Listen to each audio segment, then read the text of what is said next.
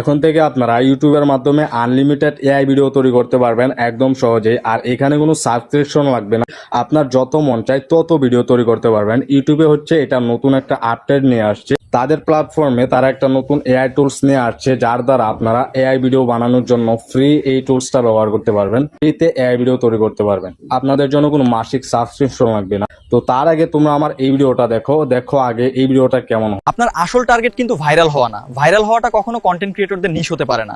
যারা ফেসবুকে content creation নিয়ে ভালো কিছু করতে চান তারা পেজটা ফলো করেন।